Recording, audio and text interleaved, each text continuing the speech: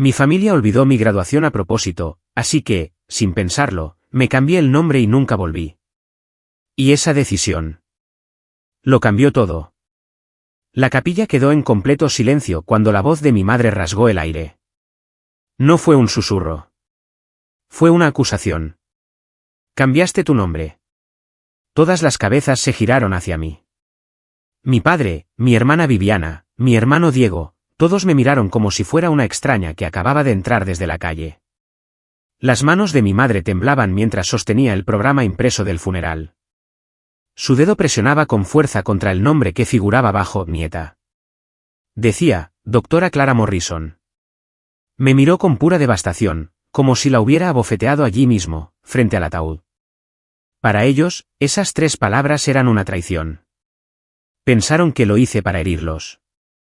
Pensaron que lo hice para avergonzarlos frente a nuestros parientes en duelo. Pero estaban equivocados.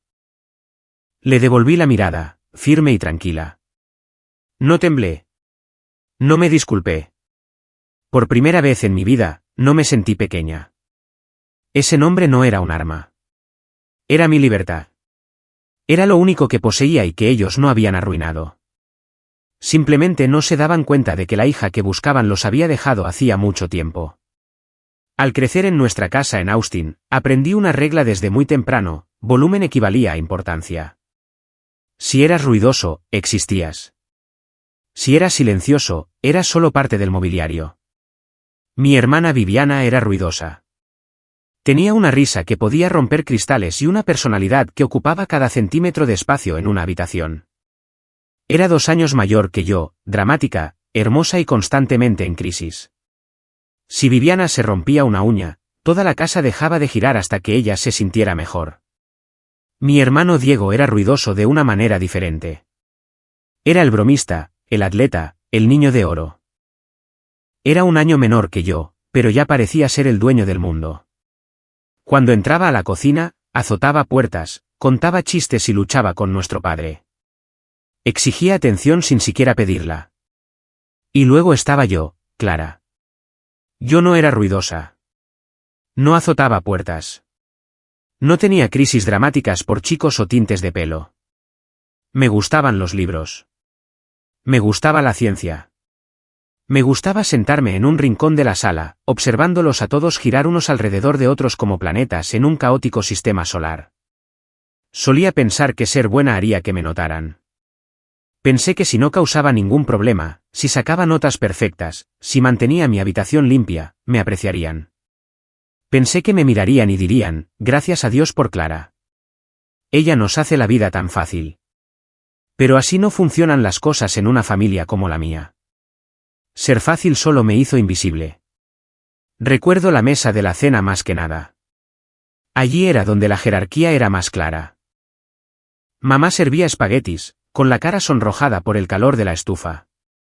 Papá se aflojaba la corbata, cansado del trabajo en el bufete. Adivinen qué pasó en el entrenamiento, gritaba Diego, agarrando un panecillo.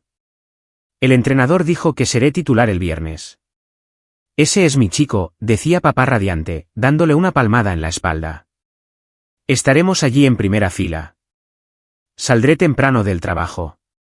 Luego Viviana intervenía, hablando por encima de Diego. Bueno, necesito zapatos nuevos para el baile del sábado. Mamá, lo prometiste. Y Jason me miró hoy en biología, y creo que me voy a morir. Mamá se inclinaba, con los ojos brillantes. Cuéntamelo todo, cariño. ¿Dijo algo? Iban y venían, un partido de tenis de ruido y emoción. Yo me sentaba allí, sosteniendo mi tenedor, esperando una pausa, solo un pequeño hueco en la conversación donde pudiera deslizarme. Recuerdo una noche en particular. Tenía 12 años. Acababa de sacar un 10 sobresaliente en un gran proyecto de historia en el que había trabajado durante 3 semanas. La maestra había escrito trabajo excepcional, Clara en tinta roja en la parte superior. Tenía el papel doblado en mi regazo, esperando el momento adecuado para mostrárselo. Esperé y esperé. Diego derramó su leche. Mamá se levantó de un salto para limpiarlo. Viviana se puso a llorar porque Diego se rió de su camiseta. Papá encendió la televisión para ver el resultado del partido. El hueco nunca llegó. Después de 20 minutos, doblé silenciosamente el papel cada vez más pequeño hasta que cupo en mi bolsillo. Me levanté, llevé mi plato al fregadero y lo lavé. Buenas noches, dije en voz baja. Buenas noches, cariño, dijo mamá, sin levantar la vista del derrame en la mesa. Ni siquiera preguntaron cómo me había ido el día. No sabían que tenía un proyecto. No sabían nada. Me dolió, pero me dije que solo era una noche ajetreada. Les puse excusas. Me dije que la próxima vez hablaría más alto. Pero yo no estaba hecha de esa manera. No podía gritar para pedir amor. Quería que me lo dieran libremente. La primera vez que me di cuenta de que mi invisibilidad era una elección que ellos estaban haciendo, no solo un accidente, fue en la Feria de Ciencias de séptimo grado. Esto no era solo una tarea. Era la feria del distrito. Había construido un complejo modelo de un sistema de filtración de agua. Había pasado horas en el garaje probando capas de arena y carbón. Estaba orgullosa de ello. La noche de padres es el jueves a las 6, les dije el lunes. Estaremos allí, dijo papá, mirando su teléfono. El jueves a las 6, les recordé el martes. Ya lo sabemos, Clara, deja de insistir, dijo mamá, picando verduras. El jueves a las 6, dije el miércoles por la mañana. Lo tenemos en el calendario, cielo, dijo mamá, besando mi frente. No nos lo perderíamos. Llegó el jueves. Estaba de pie junto a mi panel de exhibición en el gimnasio de la escuela. Llevaba mi mejor blusa. Tenía mis tarjetas de presentación memorizadas. El gimnasio estaba caliente y olía a cera para pisos y sudor nervioso. Los padres de otros niños comenzaron a llegar. Vi a la mamá de mi amiga Sara abrazándola. Vi a padres tomando fotos de volcanes y relojes de papa. Pasaron las 6 de la tarde. Pasaron las 6:15 de la tarde, seguía mirando las puertas dobles. Cada vez que se abrían, mi corazón daba un salto. Me enderezaba, lista para saludar, pero nunca eran ellos. Los jueces pasaron a las 6:30. Les di mi presentación, sola. Asintieron, tomaron notas y siguieron adelante. Los vi mirar por encima de mi hombro, buscando a los padres que deberían haber estado detrás de mí, radiantes de orgullo. No había nadie. A las 7 de la tarde, la feria terminó. Había ganado el segundo lugar. Sostenía mi cinta roja en la mano, sola en la multitud que se dispersaba. Cuando finalmente salí al estacionamiento a esperar que me recogieran, vi llegar el auto de papá. Eran las 7:30. Me subí al asiento trasero. El aire acondicionado estaba a tope. Hola, campeona, dijo papá. Perdón por llegar tarde. Viviana tuvo una crisis, dijo mamá, girándose desde el asiento delantero. Parecía molesta, pero no conmigo, sino con la situación. No encontraba su uniforme de porrista y estaba histérica. Tuvimos que poner toda la casa patas arriba. Tomó una eternidad, agregó papá. Y luego Diego necesitaba que lo llevaran al cine. Los miré. Sostenía la cinta roja en mi palma sudorosa. La feria ya terminó, dije. Mi voz era pequeña. Oh, diablos, dijo mamá. Sonaba decepcionada, pero de una manera casual, como si se hubiera perdido el comienzo de una película, no la gran noche de su hija. Bueno, cuéntanos. ¿Ganaste? Obtuve el segundo lugar, dije. Qué bien, cariño, dijo mamá. Estamos orgullosos de ti. Luego se dio la vuelta y subió el volumen de la radio. No pidieron ver la cinta. No pidieron ver el proyecto. Ni siquiera ofrecieron entrar a verlo antes de que los conserjes lo tiraran. El uniforme perdido de Viviana era una emergencia. La noche de cine de Diego era una prioridad. Mi proyecto premiado era opcional. Esa fue la palabra que se me quedó grabada en la cabeza. Opcional. Los perdoné, por supuesto. Tenía 12 años. Los necesitaba. Me dije que solo fue un mal momento. Me dije que lo intentaron. Pero el patrón ya estaba establecido. Para cuando llegué a la graduación de la preparatoria, había dejado de pedir ayuda con las tareas. Había dejado de intentar contar historias en la cena.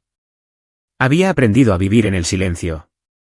Pero la graduación, eso era diferente. Esa era la grande. No era la mejor de mi clase, pero me graduaba con honores. Iba a una buena universidad en otoño. Esta era la línea de meta de 18 años de trabajo duro. Este es un gran día, dijo mamá esa mañana. Realmente parecía emocionada. Me tomó una foto con mi toga y birrete en el porche delantero. Estamos tan orgullosos de ti, Clara. La ceremonia empieza a las 10 en punto, les dije. Las puertas cierran a las 9:45. Tienen que estar sentados. Lo sabemos, dijo papá. Iremos en 2 autos. Tú adelántate y haz fila. Nosotros llevaremos a Viviana y a Diego. Conduje yo misma hasta el estadio. Me reuní con mis amigos. Estábamos todos nerviosos y emocionados, arreglando nuestras borlas, revisando nuestro maquillaje. Mis padres están en la sección 102, dijo mi amiga Jessica. ¿Dónde están los tuyos? Revisé mi teléfono. Ningún mensaje. Entré a la arena. Escaneé las gradas. Sabía dónde se suponía que debían sentarse. Había comprado los boletos meses atrás. Les había rodeado la sección en el mapa. Asientos vacíos. La música comenzó. Pompa y circunstancia. Comenzamos la lenta marcha por el pasillo. Miré de nuevo, todavía vacíos. Quizás solo llegaban tarde. Quizás estaban atascados en el pasillo. Me senté durante los discursos. Vi cómo llamaban a cientos de nombres. Vi a padres levantándose, gritando, tocando bocinas de aire, llorando. Cuando llamaron a los que empezaban con G, mi corazón martilleaba contra mis costillas. Clara Elizabeth García. Caminé por el escenario. Estreché la mano del director. Tomé mi diploma. Miré la fila específica donde se suponía que estaba mi familia. Todavía estaba vacía. Sentí un entumecimiento frío extenderse por mi pecho. Ya no era un dolor agudo. Era un peso sordo y pesado. Bajé las escaleras y volví a mi asiento. No lloré. Solo miré la cubierta de imitación de cuero del portadiplomas. Me los encontré en el estacionamiento 45 minutos después. Mamá sostenía un vaso de Starbucks. Papá sostenía un vaso de Starbucks. Viviana sostenía un frappuccino. Oh, Dios mío, Clara, mamá corrió hacia mí. Lo sentimos muchísimo. El tráfico en la enero del 35 era una pesadilla. Estuvimos atascados durante 1 hora. Literalmente acabamos de llegar, dijo Viviana, tomando un sorbo de su bebida. Fue horrible. Miré los vasos en sus manos. El Starbucks de la enero del 35 está a 5 millas en la dirección opuesta al estadio. Si hubieran estado atascados en el tráfico viniendo hacia aquí, no habrían tenido tiempo de parar a por café. Se habían detenido. Habían esperado en la fila. Habían pedido bebidas complicadas y lo habían hecho mientras yo caminaba por el escenario. Se lo perdieron, dije. Lo sabemos, cariño. Nos sentimos fatal, dijo mamá. Pero no parecía fatal. Parecía cafeinada y ligeramente sonrojada por el calor. Pero ya estamos aquí. Tomemos algunas fotos. Sostén tu diploma, dijo papá, sacando su teléfono. Lo sostuve. Sonreí. Había practicado esa sonrisa durante años. Era la sonrisa de una chica que no quiere armar una escena. Hermosa, dijo mamá. Ahora, ¿quién tiene hambre? Vayamos a almorzar. Diego quiere hamburguesas. Me subí al auto. Bebí el té helado que me habían comprado como premio de consolación. Se perdieron mi graduación de preparatoria por un café. Y la peor parte, les dejé salirse con la suya. No grité. No les arrojé el té al tablero. Simplemente asentí y dije, las hamburguesas suenan bien. Era la hija invisible, y estaba empezando a darme cuenta de que la única persona que podía verme era yo misma. Irme a la universidad fue como escapar de una habitación sin oxígeno. Elegí la Universidad Reed en Houston. Estaba a solo 3 horas de Austin, pero se sentía como un planeta diferente. Recuerdo empacar mi auto la mañana que me fui. Papá estaba en el trabajo. Diego todavía dormía. Viviana estaba con amigos. Mamá estaba en la entrada de la casa con una taza de café. Conduce con cuidado, cariño, dijo. Llámanos cuando llegues. Lo haré, dije. No lloró. No me abrazó fuerte negándose a soltarme. Simplemente saludó con la mano como si fuera al supermercado en lugar de mudarme de su casa para siempre. Conduje esas 3 horas en silencio, viendo cómo el paisaje de Texas se aplanaba. Me sentía sola, sí, pero también sentía una extraña sensación de alivio. En Austin, estaba constantemente esperando ser notada y constantemente decepcionada. En Houston, nadie me conocía. Podía ser cualquiera. En Rice, me sumergí en mis estudios. Me especialicé en biología. Pasaba mis viernes por la noche en la biblioteca. Me uní a grupos de investigación. Encontré un pequeño grupo de amigos que eran como yo, callados, motivados y serios. Conocí a Alex en mi 2º año. Estudiaba ingeniería. Era amable.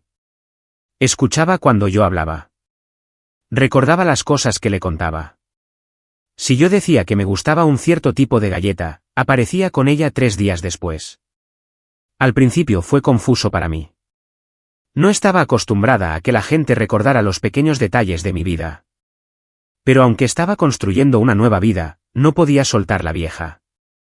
Todavía quería la aprobación de mi familia. Todavía quería que estuvieran orgullosos de mí. Así que desarrollé un sistema. Lo llamé el sistema de notificación a prueba de fallos. Me dije a mí misma que la razón por la que se perdían cosas cuando era niña era por una mala comunicación. Quizás no les recordaba lo suficiente. Quizás no era clara. Así que traté a mi familia como un proyecto de negocios. Si tenía un evento próximo, enviaba un mensaje de reserva la fecha con 3 meses de anticipación. Luego una llamada de recordatorio un mes antes. Luego un mensaje de confirmación una semana antes. Y finalmente, una verificación frenética el día anterior. Pensé que si yo hacía todo el trabajo, ellos solo tendrían que aparecer. La primera prueba de mi sistema fue la ceremonia de premios de honor del decano durante mi 2º año. Fui una de los 10 estudiantes de toda la universidad en recibir una beca especial por potencial de investigación. Era algo muy importante. Envié el primer mensaje en febrero, 10 de abril, 7 de la tarde.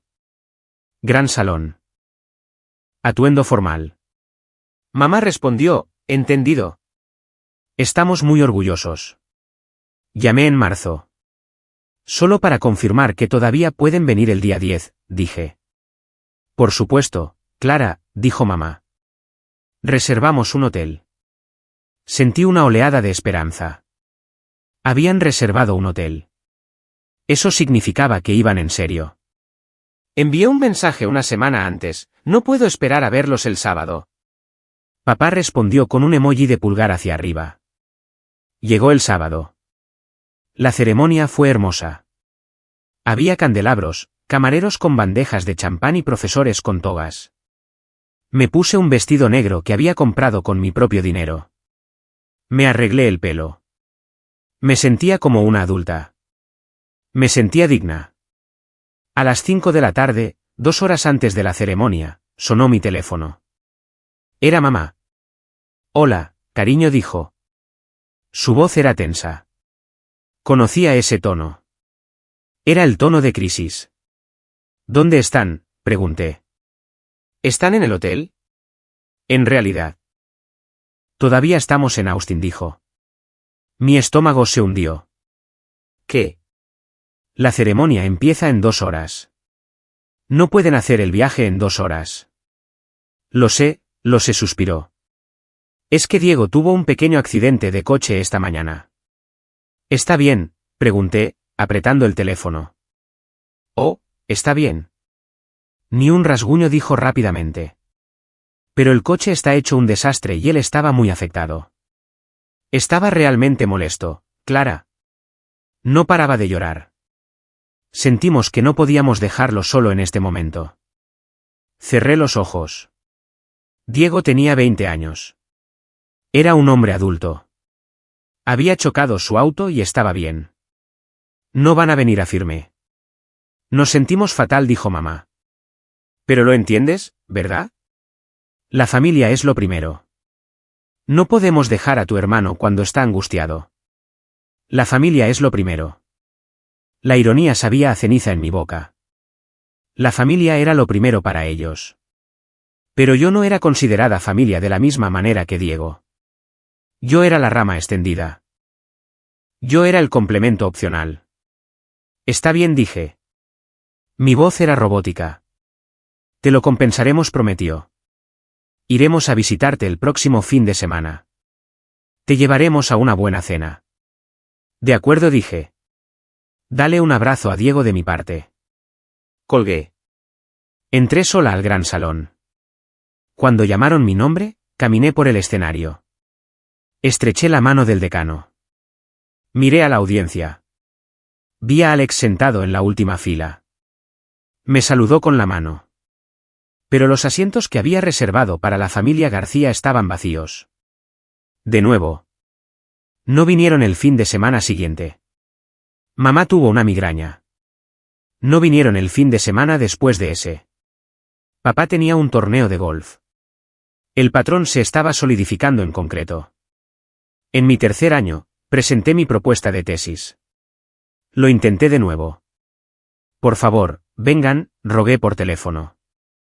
Es solo una presentación de 1 hora. Determina si entro en el programa de doctorado. Lo intentaremos, dijo papá. En mi familia, lo intentaremos es un código para no. Cuando no aparecieron esa vez, ni siquiera recibí una llamada. Recibí un mensaje a las 9 de la noche esa noche, perdón por perdérnoslo. Viviana rompió con Marcos y hemos estado consolándola todo el día. Espero que haya ido bien. Te quiero. Las rupturas de Viviana eran fiestas nacionales en nuestra casa. Mis momentos decisivos en mi carrera eran inconvenientes. Ese verano, fui a casa por 1 semana. Intenté hablar con ellos al respecto. Senté a mamá en la mesa de la cocina. Mamá, realmente me duele cuando se pierden mis eventos, dije. Traté de mantener mi voz firme, pero tembló. Siento que no les importa. Mamá dejó su taza de café. Me miró con una mezcla de lástima y molestia. Oh, Clara suspiró. ¿Por qué siempre tienes que ser tan sensible? No estoy siendo sensible, dije. Se perdieron mi ceremonia de premiación. Se perdieron mi presentación de tesis. Se perdieron mi graduación. Tenemos una vida muy ocupada, dijo, alzando la voz. Tenemos 3 hijos, Clara. No podemos estar en todas partes a la vez. ¿Por qué siempre llevas la cuenta? Es muy poco atractivo. No estoy llevando la cuenta, susurré. Solo quiero que aparezcan. Hacemos lo mejor que podemos, dijo, levantándose. La conversación había terminado. Necesitas aprender a dejar ir las cosas. Te aferras a estos rencores y te hace miserable. Solo alégrate de que a tu hermano y a tu hermana les vaya bien. Se alejó para contestar su teléfono. Era Viviana. La voz de mamá cambió instantáneamente de molesta a dulcemente melosa. Hola, mi vida. ¿Estás bien? ¿Necesitas que vaya? Me senté allí en el silencio de la cocina, viendo las motas de polvo bailar a la luz del sol. No estaban ocupados. Esa era la mentira que me había estado contando durante años. No estaban abrumados. Tenían mucho tiempo. Tenían mucha energía. Conducían horas para los partidos de Diego. Pasaban días ayudando a Viviana a decorar su apartamento. Planeaban vacaciones. Iban a fiestas. Organizaban barbacoas. Tenían tiempo. Simplemente no tenían tiempo para mí. Yo era la hija de bajo mantenimiento, la que no gritaba. Y como no gritaba, asumían que no necesitaba nada. Asumían que siempre estaría allí, esperando en la banca, agradecida por cualquier migaja de atención que me lanzaran. Regresé a Rice ese otoño con una pesadez en los huesos. Dejé de llamar tan a menudo.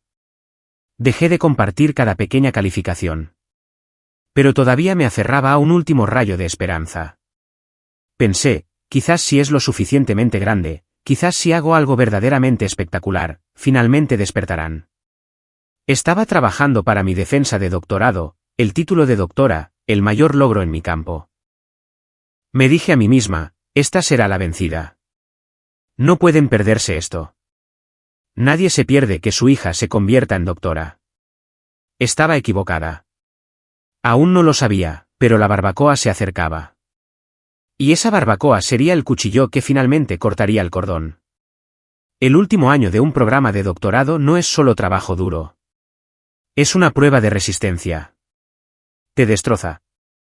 Pasas días en el laboratorio, noches mirando datos y fines de semana reescribiendo el mismo párrafo 50 veces.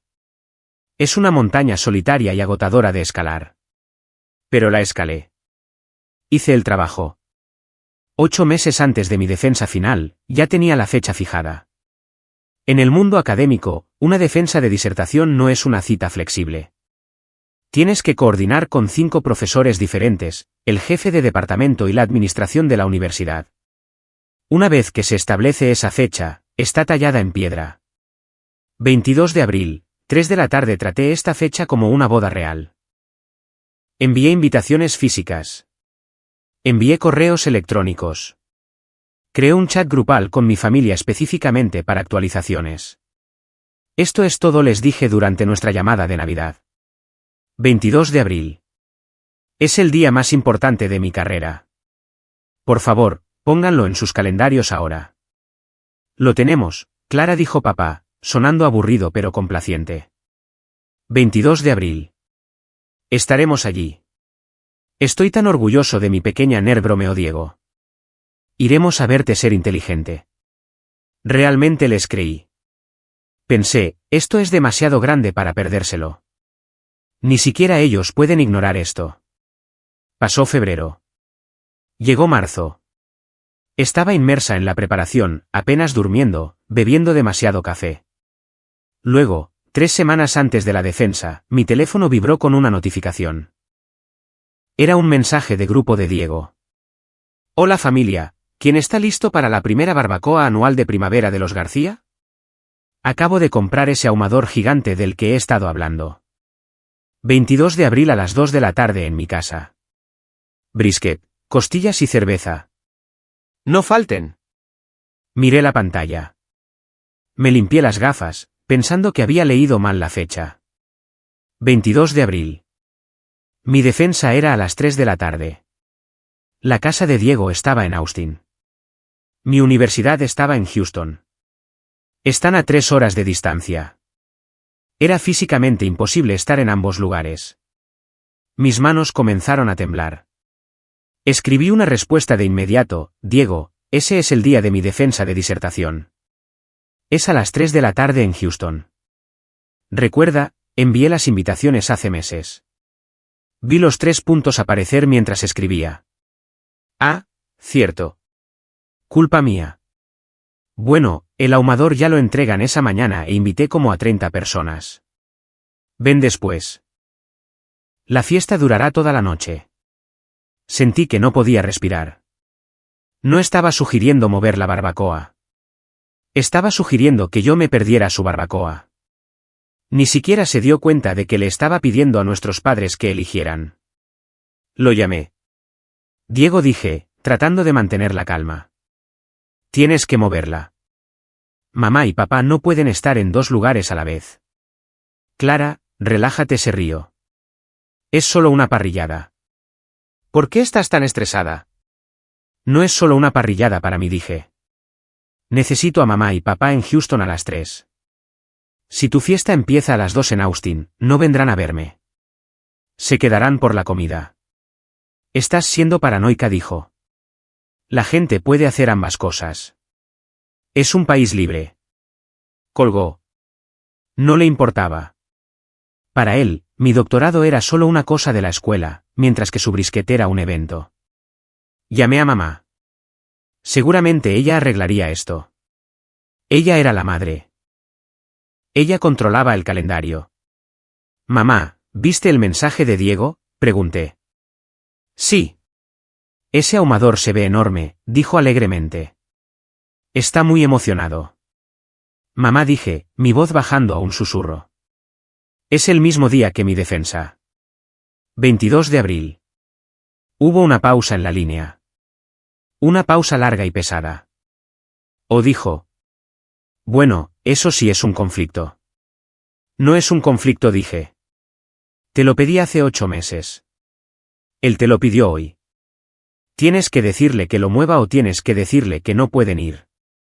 Ella suspiró, ese suspiro de sufrimiento que usaba cada vez que yo pedía algo razonable. Clara, cariño, no seas dramática. No podemos decirle que cancele. Ya ha invitado a sus amigos. Sería grosero. Así que no es grosero perderse la defensa de doctorado de su hija, pregunté. Sentí lágrimas asomando a mis ojos.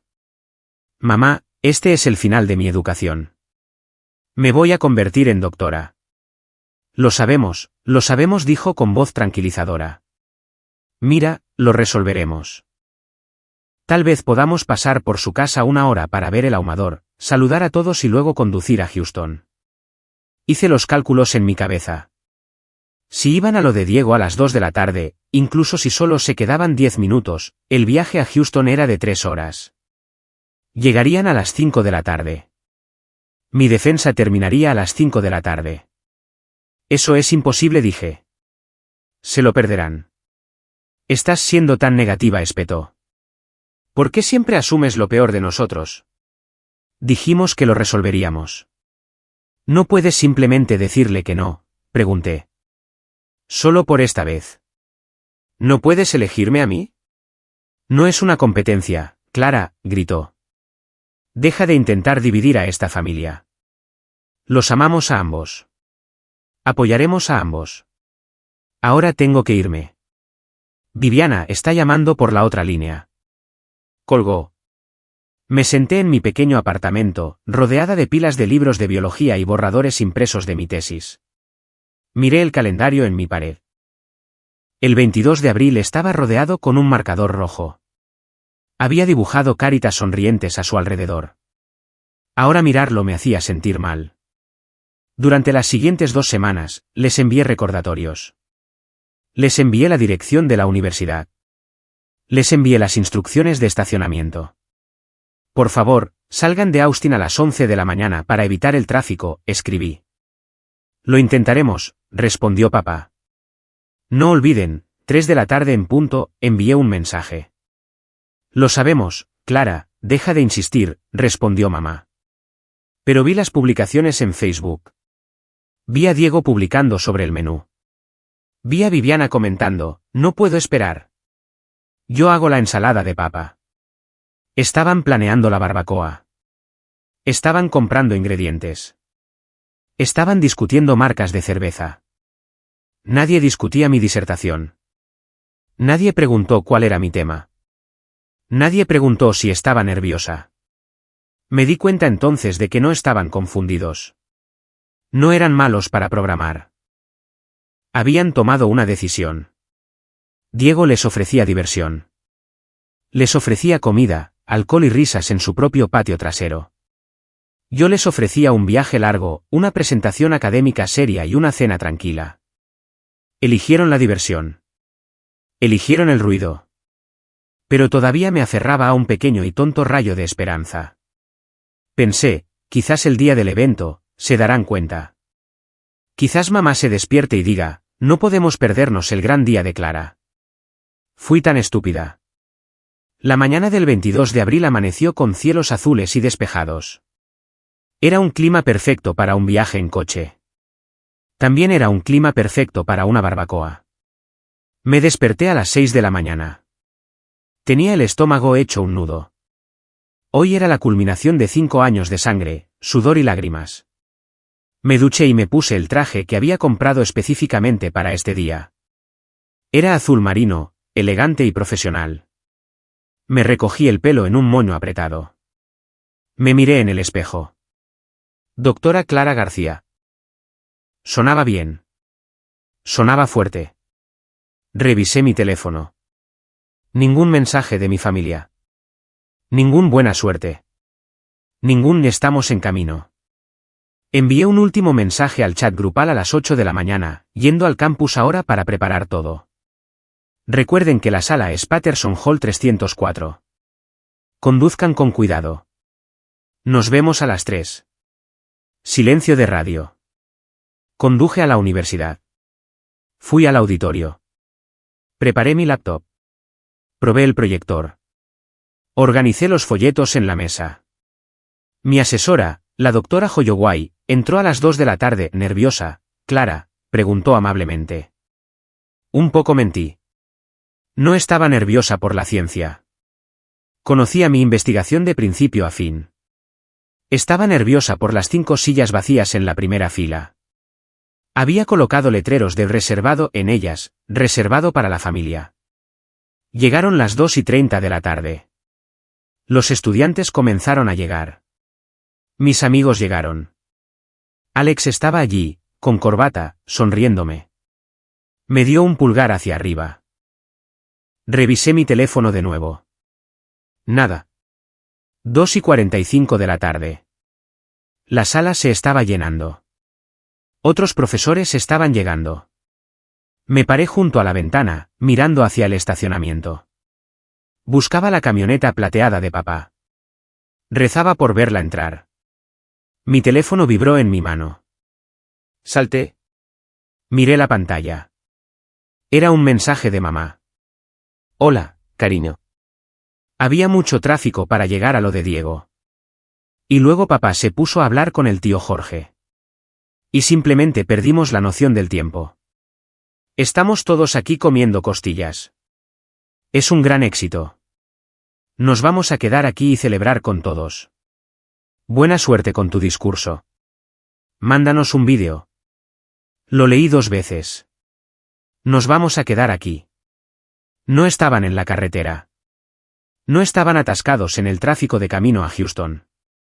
Estaban en Austin, en la barbacoa. Nunca habían planeado venir. Ni siquiera se habían subido al auto. Luego llegó una foto. Era una selfie. Mamá, papá, Viviana y Diego. Sostenían vasos de plástico. Se reían. El humo de la barbacoa los envolvía. Parecían felices. Parecían completos. No parecían personas a las que les faltara una hija. Levanté la vista del teléfono. Miré las 5 sillas vacías con los letreros de reservado. Algo dentro de mí se rompió. No fue un chasquido fuerte. Fue silencioso, como una ramita seca rompiéndose bajo una bota pesada. Durante años, había rogado. Había recordado. Los había perseguido. Había intentado ser lo suficientemente buena, lo suficientemente inteligente, lo suficientemente exitosa para ganar su atención. Pensé que si lograba una cosa más, finalmente me mirarían. Pero estaban comiendo costillas a 3 horas de distancia. Caminé hacia la primera fila. Mi asesora me observó. ¿Está todo bien, Clara? ¿Llegan tarde? No dije. Mi voz era firme. Me sorprendió. No van a venir. Me agaché y arranqué los papeles de reservado de las sillas. Los arrugué en una bola en mi puño. Cualquiera puede sentarse aquí, le dije a los estudiantes que estaban de pie en la parte de atrás. Por favor, tomen asiento. Caminé hacia el bote de basura y tiré los papeles arrugados. Apagué mi teléfono. No solo lo silencié. Lo apagué por completo. No quería ver sus falsas disculpas más tarde. No quería ver más fotos de la fiesta. Caminé hacia el podio. Me paré frente a la sala. Miré el mar de rostros, profesores, estudiantes, extraños, personas que no compartían mi ADN, pero que me habían respetado lo suficiente como para llegar a tiempo. Respiré hondo. Bienvenidos, dije. Mi nombre es Clara, y hoy presentaré mi investigación sobre la regeneración celular. Di la presentación de mi vida. No tartamudeé. No temblé. Respondí cada pregunta con precisión. Dominé la sala. Durante las siguientes 2 horas, Clara, la hija, no existió. Se había ido. Solo existía la doctora García. Cuando terminé, hubo un momento de silencio y luego aplausos. Aplausos reales y fuertes. La doctora Holloway estaba radiante. Los miembros de mi comité asentían con aprobación. Felicidades, doctora García, dijo el jefe de departamento, estrechando mi mano. Eso fue excelente. Sonreí. Gracias. Salí del Patterson Hall hacia el sol de la tarde. El aire era cálido. El campus estaba tranquilo. Me senté en un banco afuera y volví a encender mi teléfono. 40 notificaciones. No llamadas, solo fotos del chat grupal. Diego en la parrilla, Viviana sosteniendo un cachorro, mamá y papá bailando. Y un mensaje de papá: espero que haya ido bien. Asegúrate de cenar bien. Miré el mensaje. Asegúrate de cenar bien. Como si fuera una extraña. Como si fuera una conocida que habían visto una vez en una conferencia. No respondí. No lloré. Me di cuenta entonces de que era huérfana. Tenía padres. Tenía hermanos. Pero era huérfana. Había sido huérfana durante mucho tiempo. Simplemente no me lo había admitido a mí misma. Me levanté. Caminé hacia mi auto. No fui a casa a esperar su llamada. No fui a la licorería para ahogar mis penas. Fui al sitio web del juzgado en mi teléfono y busqué el horario de la oficina del secretario. Ellos habían elegido su fiesta. Ahora, yo iba a elegir mi vida. Había terminado de rogar. Había terminado de esperar. Conduje a un café tranquilo donde Alex me esperaba con flores. Vio mi cara y lo supo. No preguntó dónde estaban. Solo me abrazó. Soy la doctora García, susurré en su hombro. Lo sé, dijo. Te vi. Estuviste increíble. Voy a cambiarlo, dije. Se apartó y me miró. ¿Cambiar qué? Mi nombre, dije. Ya no soy una García. Los García no aparecen. Y estoy harta de ser la única que sí lo hace. Esa noche, después de que Alex me dejó, no me fui a dormir. Me senté en la mesa de mi cocina con mi laptop abierta. La pantalla brillaba en blanco en la habitación oscura, la única luz que necesitaba. Creé una nueva carpeta en mi escritorio. La titulé Transición. Dentro, comencé a descargar formularios. Petición de cambio de nombre, formulario de la Administración del Seguro Social, solicitud de actualización de licencia del DMV, autorización de transferencia de cuenta bancaria. No fue un montaje dramático lleno de lágrimas como en las películas. No estaba llorando mientras cortaba fotos antiguas. No estaba lanzando cosas. Fue silencioso. Fue metódico. Era solo papeleo. Pero cada casilla que marcaba se sentía como si estuviera cortando una cadena. Me quedé mirando la línea que pedía mi nuevo nombre. Había pensado en esto durante mucho tiempo, inconscientemente. Siempre había admirado a mi abuela, Ruth Serrano. Era la madre de mi madre, pero no se parecía en nada a su hija. Ruth era callada, fuerte y observadora. Era la única que siempre recordaba mi cumpleaños sin un recordatorio. Había fallecido hacía 2 años y la extrañaba todos los días. Pero no quería ser una Serrano, eso todavía me conectaba con ellos. Necesitaba algo completamente mío. Pensé en la palabra Morrison. Era el segundo nombre de una autora que amaba, Toni Morrison, una mujer que escribió sobre el dolor, la identidad y la fuerza de las mujeres que sobrevivieron. Sonaba sólido. Sonaba como un nombre que no podía ser ignorado. Lo escribí. Clara Morrison. Lo miré en la pantalla. Se veía bien. Se veía como yo. A la mañana siguiente, fui al juzgado. Llevé mi traje de nuevo. Pasé por los detectores de metales, tomé el ascensor hasta el 3er piso y me formé en la fila de la ventanilla del secretario. ¿Cambio de nombre?, preguntó el empleado, sin levantar la vista. Sí, dije. ¿Motivo? Dudé un segundo. El formulario tenía una casilla para el motivo. Podría haber escrito preferencia personal. Podría haber escrito disociación de la familia. Tomé el bolígrafo y escribí en letras de imprenta nítidas, nueva vida. Pagué la tarifa de presentación. Presté juramento. Firmé los documentos. Una semana después, el juez firmó la orden. Era oficial. En el momento en que sostuve ese papel sellado en mi mano, Clara García dejó de existir. Era un fantasma. Era la niña que esperaba en la puerta a unos padres que nunca llegaban. Era la niña que rogaba por atención. Clara Morrison era diferente. Clara Morrison no rogaba. Clara Morrison era doctora en biología. Clara Morrison tenía un futuro. No se los dije. Esa era la parte más importante del plan. Si se los decía, lo harían sobre ellos. Mamá lloraría y diría que estaba siendo dramática. Papá se enojaría y diría que estaba faltando el respeto al legado familiar. Diego haría bromas. Viviana diría que solo lo hacía por atención. No quería su ruido. Quería silencio. Así que Clara Morrison nació en silencio.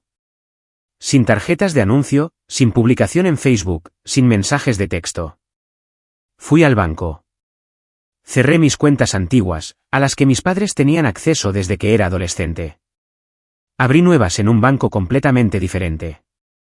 Fui al Departamento de Recursos Humanos de la universidad. Necesito actualizar mis registros, les dije.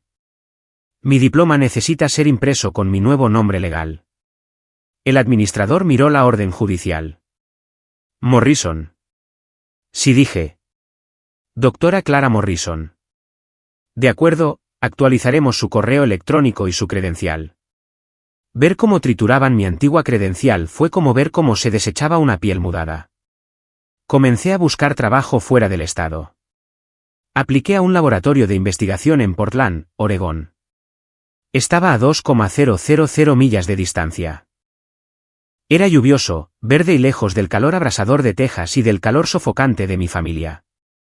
Recibí la oferta de trabajo 3 días después. Querían que empezara en un mes. La acepto, dije. Firmé el contrato de arrendamiento de un pequeño apartamento en Portland. Contraté a la mudanza. Todo avanzaba. Todo encajaba. Y a través de todo, mi teléfono permaneció en silencio. Habían pasado 2 semanas desde la barbacoa. No habían llamado. No habían enviado un mensaje para preguntar cómo había ido la defensa. Asumieron que, como no me había quejado, todo estaba bien. Asumieron que solo estaba ocupada o de mal humor y que se me pasaría como siempre. No sabían que no estaba de mal humor. Me estaba yendo. El acto físico de irse es fácil. Pones cosas en cajas. Las cierras con cinta. Cargas un camión. El acto digital de irse es más difícil, pero es mucho más satisfactorio. 3 días antes de mudarme a Portland, me senté a hacer la purga final. Esta era la desaparición. Abrí mi lista de contactos en mi teléfono. Mamá, eliminar. Papá, eliminar. Diego, eliminar. Viviana, eliminar. No solo los eliminé. Bloqueé sus números. Si llamaban, iría directamente a un mensaje de desconexión. Si enviaban un mensaje, desaparecería en el vacío. Fui a las redes sociales, Facebook, Instagram, LinkedIn. No solo los eliminé de mis amigos. Bloqueé a cada persona conectada con ellos. Tías, tíos, primos, amigos de la familia, cualquiera que pudiera ser un espía, cualquiera que pudiera informar sobre mi ubicación. Luego desactivé mis cuentas por completo. Creé nuevas bajo el nombre de Clara Morrison. Sin foto de perfil, configuración de privacidad bloqueada. Solo Alex y mis nuevos colegas fueron agregados. Cambié mi dirección de correo electrónico. La antigua, claragarcia@gmail.com, estaba inundada de spam y cadenas de grupos familiares. Configuré una respuesta automática para contactos profesionales. Por favor, tenga en cuenta mi nueva dirección, doctoraclara.morrison@email.com. No reenvié los correos familiares. Dejé que esa bandeja de entrada muriera. Llamé a mi arrendador en Houston. Me mudo el día 30, le dije. Dejaré las llaves en el buzón. ¿Tienes una dirección de reenvío para tu depósito?, preguntó. Quédese con el depósito, dije. No quiero que se reenvíe ninguna correspondencia. No quería que pudieran rastrearme a través de la oficina de correos. No quería que una tarjeta de cambio de dirección llegara a su buzón. Finalmente, empaqué mi auto. Toda mi vida cabía en el maletero y el asiento trasero. Me paré en mi apartamento vacío en Houston por última vez. Hacía eco. Solo eran paredes blancas y alfombra beige. Parecía que nadie había vivido allí. Ese era el punto. Me subí a mi auto y comencé a conducir hacia el norte. No miré por el espejo retrovisor. Cuando crucé la línea estatal fuera de Texas, sentí que un peso físico se levantaba de mi pecho. Fue como quitarse una mochila pesada que había estado cargando desde que tenía 5 años. Era libre. Llegué a Portland 2 días después. Estaba lloviendo. El aire olía a agujas de pino y tierra húmeda. Era fresco y tranquilo. Me mudé a mi nuevo apartamento. Era un loft con grandes ventanas con vistas a la ciudad. Compré muebles nuevos. Compré plantas. Compré arte que me gustaba, no lo que era popular o lo que mi madre aprobaría. Comencé mi trabajo. Mis colegas me presentaron como la doctora Morrison. Nadie preguntó por mi familia. Nadie preguntó por qué no iba a casa los fines de semana. Simplemente me aceptaron como era, una científica competente, callada y trabajadora. Por primera vez en mi vida, no estaba esperando. No estaba revisando mi teléfono cada 5 minutos. No estaba ensayando discusiones en mi cabeza. Preparaba mi café por la mañana, me paraba junto a la ventana y veía la lluvia. Tenía una carpeta en mi archivador etiquetada como identidad. Dentro estaba mi orden de cambio de nombre, mi nueva tarjeta del Seguro Social y mi nuevo pasaporte. Deslicé la carta del tribunal que confirmaba el cambio de nombre en el bolsillo delantero. Toqué el sello en relieve del tribunal. Sin drama, sin gritos, sin carta lacrimógena dejada en la encimera de la cocina. Simplemente había ejercido mi derecho a desaparecer. Sabía que se darían cuenta eventualmente. No puedes ignorar a una persona desaparecida para siempre. Pero también conocía a mi familia. Eran egocéntricos. Estaban ocupados con sus propias vidas ruidosas. Les tomaría un tiempo darse cuenta de que la callada se había ido. Y cuando finalmente se dieran cuenta, sería demasiado tarde. El puente no solo estaba quemado. Lo había demolido, limpiado los escombros y construido una nueva ciudad al otro lado. Estaba desapareciendo de mi propia familia, y se sentía como lo más saludable que había hecho en mi vida. Les tomó 6 semanas. 6 semanas, esos son 42 días. Durante 42 días, mi familia no se dio cuenta de que me había ido. No se dieron cuenta de que me había mudado de mi apartamento. No se dieron cuenta de que había renunciado a mi trabajo en Houston. No se dieron cuenta de que había dejado el estado. Me imagino que pensaron que solo estaba de mal humor. Probablemente se dijeron a sí mismos, oh, Clara solo está enfurruñada por la barbacoa. Déjala que se calme. Volverá arrastrándose cuando quiera atención. Estaban acostumbrados a que yo esperara. Estaban acostumbrados a que yo estuviera en pausa hasta que estuvieran listos para presionar play. Pero el silencio se prolongó y, finalmente, las cosas prácticas comenzaron a romperse. La primera onda me alcanzó un martes por la mañana en mi nueva oficina en Portland. Estaba analizando muestras bajo un microscopio cuando sonó el teléfono de mi escritorio. Era la línea interna. Doctora Morrison, era Sara de RRHH. Sí, Sara. Hola, tengo una situación un poco extraña. Acabamos de recibir una llamada de una mujer que dice ser su madre. Fue muy insistente. Quería verificar su empleo aquí, pero preguntó por Clara García. Mi mano se congeló en la perilla de enfoque del microscopio. ¿Qué le dijiste?, pregunté. Mi voz era tranquila, pero mi corazón martilleaba contra mis costillas. Bueno, le dije, no tenemos ninguna empleada con ese nombre, dijo Sara. ¿Por qué no la tenemos? Usted es la doctora Morrison. Pero empezó a alterarse. Dijo, sé que está ahí. Publicó una foto de la lluvia. Solo quería verificar con usted. ¿Conoce a esta persona? Cerré los ojos. Estaban acechando mis redes sociales. O más bien, intentándolo. Lo había bloqueado todo, pero quizás había publicado una foto genérica del clima que un amigo en común vio. Ella es mi madre biológica, dije. Pero no tengo contacto con ella. Por favor, no le dé ninguna información sobre mí. Mi ubicación y detalles personales son privados. Entendido, dijo Sara, profesionalmente. Bloquearé el número. Colgué. Sentí un escalofrío recorrer mi espalda. Estaban cazando. No llamaban para disculparse. Llamaban para localizarme. Querían recuperar el control.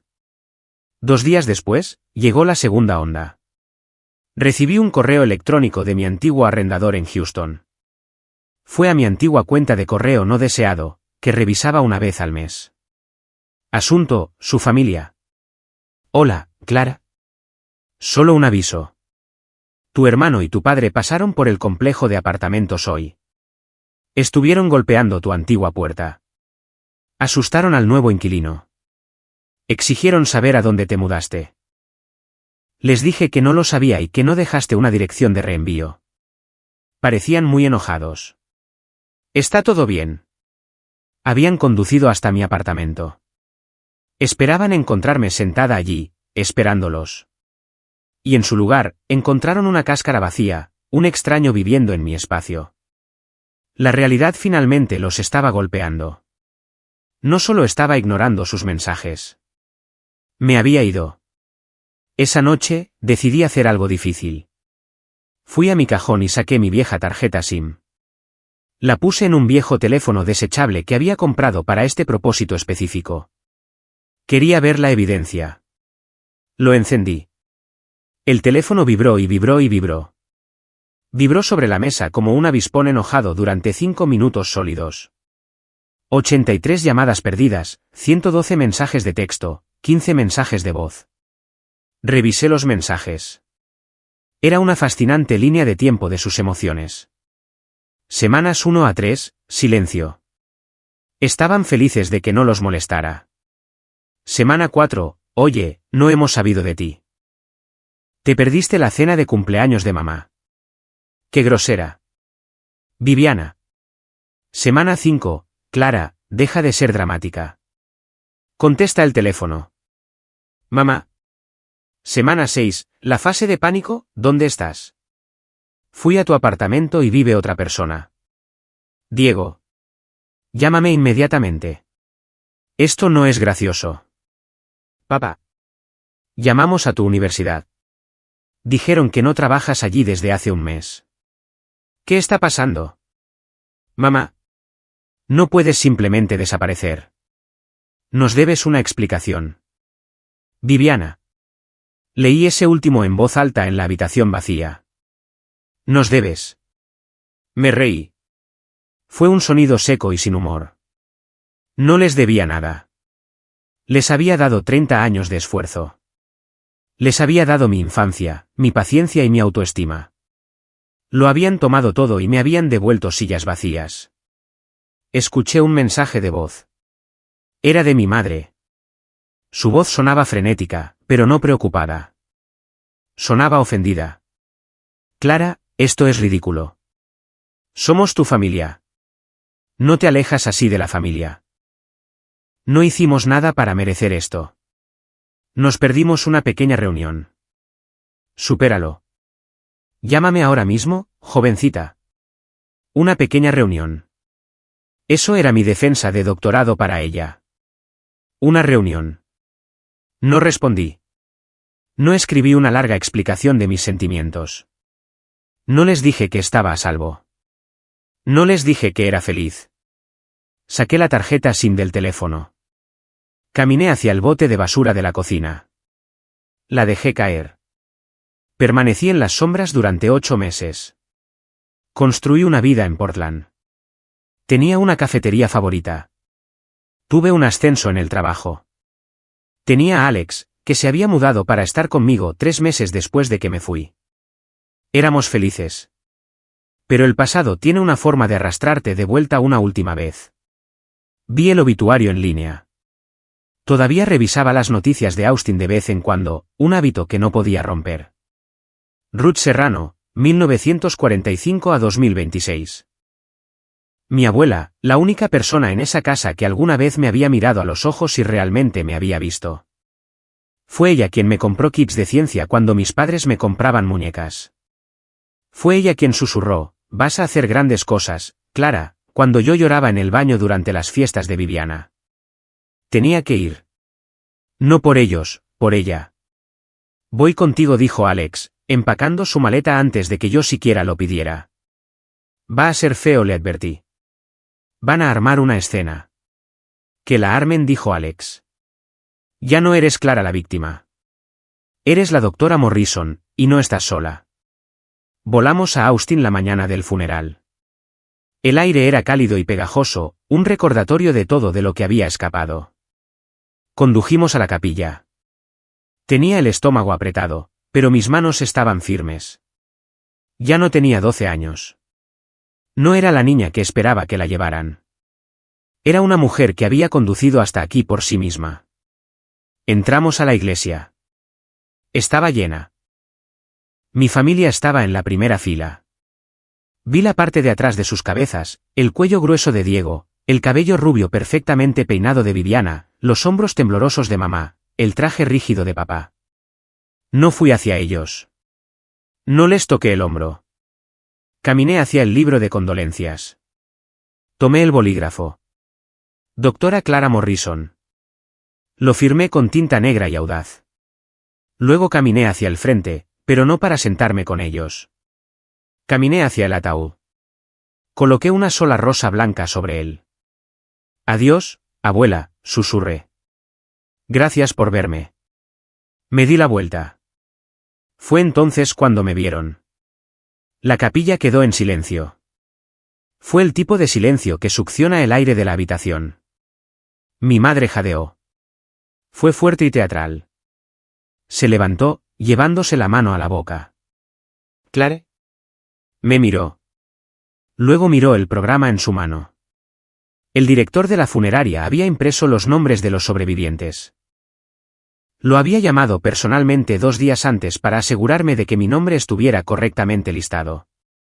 Le sobreviven su hija, Laura, y sus nietos, Viviana, Diego y la doctora Clara Morrison. La voz de mi madre se quebró en el aire. ¿Cambiaste tu nombre? No era incredulidad. Era una acusación. Todas las cabezas se giraron hacia mí. Toda la congregación, tías, tíos, vecinos, miraban. Mi padre se levantó a su lado. Su cara estaba roja. ¿Es esto una broma? Vuelves después de un año de silencio y cambias tu nombre. ¿Tienes idea de cuánto nos has avergonzado? Cambiaste tu nombre, repitió mamá, saliendo de la banca. Caminó hacia mí, agitando el programa. ¿Por qué harías esto? ¿Para herirme? ¿Para fastidiarnos? Estaba haciendo que el funeral de mi abuela se tratara de ella, al igual que hizo que mi graduación se tratara del tráfico, al igual que hizo que mi vida se tratara de su comodidad. La miré. Sentí una extraña sensación de calma. Me di cuenta de que no la odiaba. Simplemente no la necesitaba. No lo hice para herirte, mamá, dije. Mi voz era clara. No grité. Le hablé como si le estuviera hablando a una extraña. Lo hice porque necesitaba un nombre que perteneciera a alguien que sí aparece. Somos tu familia, siseó, con lágrimas corriendo por su rostro. Te amamos. ¿Cómo puedes decir que no aparecemos? 22 de abril, dije. Mi defensa de disertación. Fueron a una barbacoa. Oh, por el amor de Dios, Clara, gritó Viviana desde la banca. Eso fue un día. ¿Todavía te aferras a eso? Eres tan egoísta. No fue un día, dije. Fue toda una vida de días. Fue la feria de ciencias. Fue la graduación. Fue cada momento en el que eligieron el ruido por encima de mí. Di un paso atrás. Alex se paró a mi lado, su mano en mi espalda baja. No eres bienvenida a armar una escena aquí, dijo papá, avanzando agresivamente. No estoy armando una escena, dije. Vine a despedirme de mi abuela. Ella fue la única que supo quién era yo. Los miré por última vez. Memoricé sus rostros. No con amor, no con ira, sino con finalidad. Estaba tomando una foto mental de una vida que ya no vivía. Adiós, dije. No puedes simplemente irte, gritó mamá. Clara García, vuelve aquí. Me detuve en las pesadas puertas de roble. Me di la vuelta. Ese no es mi nombre, dije en voz baja. Y salí a la luz del sol. Regresar a Portland se sintió como despertar de un sueño febril. En el momento en que el avión aterrizó, el nudo en mi pecho se deshizo. La lluvia caía, suave y gris, lavando el calor pegajoso de Texas. Volví al trabajo el lunes. Me puse mi bata blanca. Miré mi credencial. Doctora Clara Morrison. No era solo un nombre en un trozo de plástico. Era un escudo. Mi familia intentó contactarme algunas veces después del funeral. Unos cuantos correos electrónicos enojados se colaron en los filtros de spam. Llegó una carta sin remitente, solo 5 páginas de la letra de mi madre detallando lo ingrata que era. No la leí. La puse directamente en la trituradora. Vi el papel convertirse en confeti. No los odiaba. El odio requiere energía. El odio requiere que te importe. Había llegado a un estado de indiferencia. Eran solo personas que solía conocer. Eran personajes de una historia triste que había terminado de leer. 6 meses después, un martes por la noche, estaba sentada en mi balcón con Alex. Estábamos bebiendo café. Las luces de la ciudad de Portland brillaban debajo de nosotros. ¿Estás bien?, preguntó Alex. Se acercó y tomó mi mano. Sí, dije. Y lo decía en serio. ¿Los extrañas?, preguntó. Lo pensé. Realmente busqué en mi corazón la respuesta. ¿Extrañaba el ruido? ¿Extrañaba la sensación de ser invisible? ¿Extrañaba rogar? No, dije. Extraño la idea de ellos. Extraño la familia que quería que fueran, pero no extraño quiénes son en realidad. Apretó mi mano. Bueno, me tienes a mí, y tienes al equipo en el laboratorio. Y te tienes a ti misma. Sonreí. Había pasado toda mi vida tratando de torcerme en una forma que encajara en su rompecabezas. Había tratado de ser más pequeña, más silenciosa, más fácil. Había pensado que si desaparecía lo suficiente, finalmente me buscarían. Pero la verdad es que no puedes hacer que la gente te ame desapareciendo. Solo puedes salvarte a ti misma yéndote. Tomé un sorbo de mi café. Estaba caliente, amargo y perfecto. La paz es algo extraño. No es ruidosa. No es una celebración. Es solo la ausencia de dolor. Es la confianza tranquila de saber que nadie te va a olvidar porque no te has olvidado de ti misma. Soy Clara Morrison. Soy científica. Soy una mujer que se alejó de una barbacoa para convertirse en doctora. Y por primera vez en 30 años, estoy exactamente donde se supone que debo estar. Ellos olvidaron mi graduación a propósito. Así que yo reescribí mi nombre a propósito. Aprendí por las malas que la sangre no te hace familia. La lealtad te hace familia. Aparecer te hace familia. Si eres el hijo invisible, si eres el que siempre espera en la puerta, si eres el que ruega por migajas de atención, detente. No esperes a que te vean. Mírate a ti mismo. Empaca las cajas. Cambia el nombre. Conduce el auto. Porque la única persona a la que necesitas enorgullecer es la que te devuelve la mirada en el espejo.